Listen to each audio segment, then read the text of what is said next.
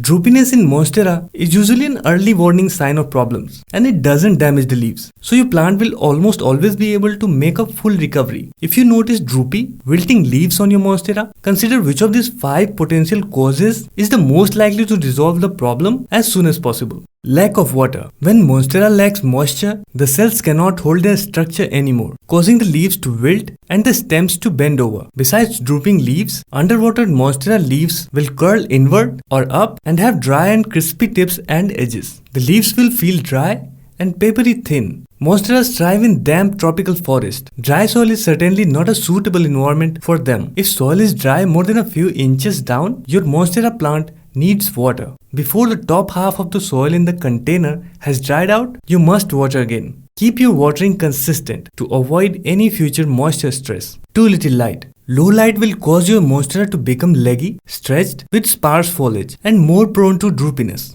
And you will notice these signs if it's getting less light.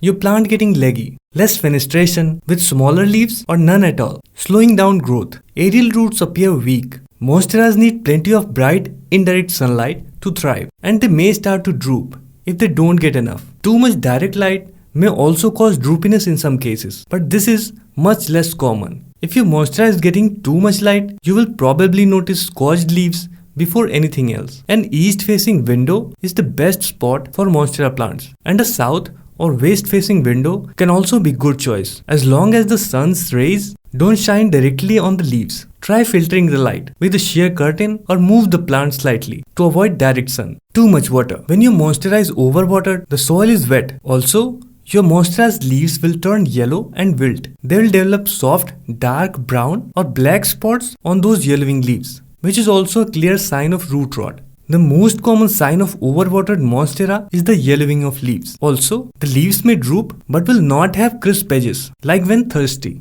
You will also notice brown splotches, leaves falling, mushing stem base, and molded potting mix. If the soil feels soggy, hold the watering and water only when the top 2 or 3 inches of the potting mix is dry. Make sure your soil drains well and ensure it having drainage holes in the pot. Repotting shock. Repotting and change in growing conditions may cause plant shock. The plant needs time to re-establish. During this time, your Monstera may droop its leaves. Other most common signs include leaves wilting, curling, and discoloration. Also, the plant may droop leaves or even die. Always water your plant a day before repotting. When transplanting, reduce root damage. Bring as many roots as possible. Also, don't prune it and try to set ideal growing conditions. Over-fertilization. If you see white crust on the top of the soil, slow or stunted growth along with leaves turning yellow and brown on the edges, when your Monstera is over-fertilized, its leaves wilt or droop. You can flush the excess fertilizer out by running water through the plant soil until it drains from the pot's bottom drainage holes. Hope you learned something today. Give this video a thumbs up and subscribe for more houseplants care videos.